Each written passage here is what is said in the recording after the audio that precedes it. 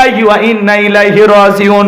আপনার আমার মৃত্যুর সংবাদ শোনার পর ছেলেটা কেঁদে বলবে বাবা নাই, মেয়েটা কেঁদে বলবে বাবা নাই, প্রিয়তম স্ত্রী কেঁদে বলবে স্বামী নাই। মা বাবা বেঁচে থাকলে বলবে কলিজার ধনটা হারাইলাম। আপনাকে আমাকে শেষ বিদায় দেওয়ার জন্য পাড়া প্রতিবেশী ভিড় করবে রে বাজান। আপনাকে আমাকে দেহের রঙিন পোশাক খুইলা একটা চকির উপরে শোয়া দিয়া পুরাতন চাদর দিয়া দেহের লাশটা ঢেকে রাখবে। ওই দামি যে বাড়ি বানাইছে, ওই দামি বাড়িতে আপনার আমার জীবনের শেষ গোসলটা হবে না। চাইনা টাইলস দিয়ে বাথরুম বানাইছেন, ওই লক্ষ লক্ষ টাকার বাথরুমে আপনার জন্য গোসল দেয়া হবে না। শেষ গোসলটা মশারি টাঙায়া বড়ই পাতার গরম পানি দিয়া দেহের সব পোশাক খুইলা উলঙ্গ করে আপনাকে আমাকে গোসল করায় দেওয়া হবে। সন্তানটা না বুঝে ডেকে বলে মা, বাবাকে কতদিন গোসলখানায় গোসল করতে দেখেছি, আজকে বাবাকে কেন অন্য মানুষ গোসল করায় দেয়? আমার বাবার দেহটা কেন পড়ে আছে, বাবা কেন কোনো কথা বলে না? সন্তানগুলো হাউমাউ করে কাঁদে, প্রিয়তমা স্ত্রী কাঁদে, পাড়া প্রতিবেশী সবাই কাঁদে। আপনাকে আমাকে গোসল করাইয়া দিয়া কাপড়ে চকলেটের মতো মরাইয়া মসজিদের খাটিয়াতে তুইলা চারজন বরযাত্রী ধইরা এক এক করে যখন অন্ধকার কবরে নিয়ে যাবে, তিনজন মানুষ কবরে নামবে রে বাজান।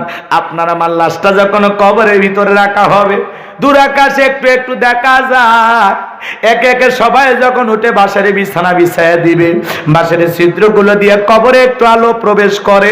এরপরে যখন মাটি দিয়া দেবে, কবর হয়ে যাবে ঘোর অন্ধকার। কবরের ডানে মাটি, বামে মাটি, মাটির হবে বিছানা, ওপরেতে বাঁশের ছাউনি, কবর নাম তার ঠিকানা। আপনাকে আমাকে কবরে শায়িত করার পর মাটি দিয়ে আত্মীয় স্বজন সবাই চলে আসবে, ওদের পায়ের আওয়াজ আপনি আমি শুনতে পাবো। চিৎকার মেরে কবরবাসী ডেকে বলবে একা রাইকা যাইও না, আমাকে একা রাইকা যাইও না। ওই কবরবাসী চিৎকার দুনিয়ার কেউ শুনতে পারবে না।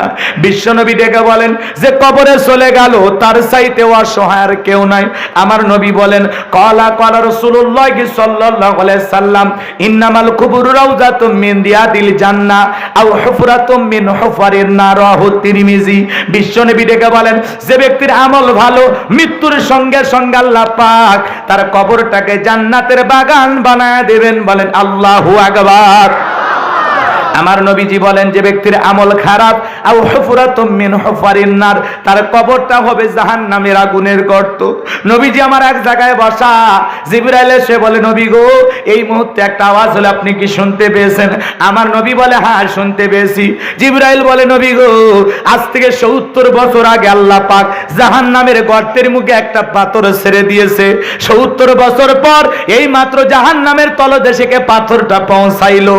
ও নাটোরের মুসলমান, আল্লাহ না করুক, আল্লাহ না করুক, আপনার আমার গুনাহের কারণে, অপরাধের কারণে আসমান জমিনের মালিক যদি বেজার হইয়া, আসমান জমিনের মালিক যদি বেজার হইয়া একবার জাহান্নামের গর্তে ফেলে দেয়, আপনার আমার বাঁচার কিন্তু